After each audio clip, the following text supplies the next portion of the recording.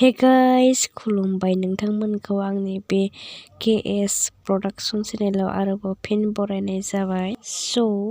दिनैनि भिडिअ'आनो जाहैबाय नोंथांमोनाथ' थाम्बनेइलाव नायनानै मिथिखाबाय जानांगौ आं बहा आरो मा जायगायाव थांगासिनो बेखौ नोंथांमोना मिथिखाबाय जानांगौ।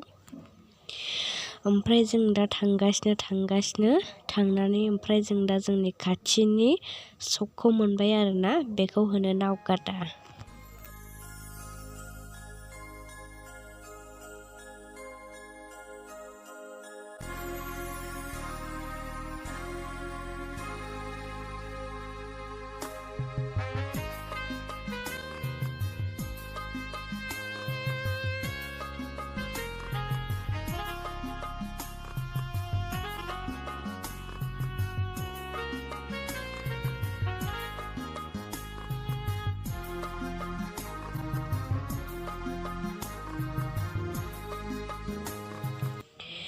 ओमफ्राय नोंथांमोना जोंनि बे नावकाटा सकखौहाय नुखाबाय जानांगौ माबायदि, एसेबां मानि मोजां नङा।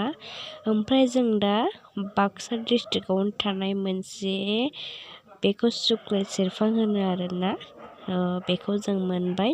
बेहाय पार्कबो दङ, बेहाय बिदिनो बेरायनो थांजायो आरोना, जोबोद मोजां दङ बेयावहाय। ओरैबादि मोजां माने फैबाथाय माने नोंसोर थांनोनो बालायलायगोन आरो, जोबोद मोजां। जोंनो थांबाथाय माने फैनो बालायलायो आरोना, बिराद इन्टारेस्टिं बेरायनो।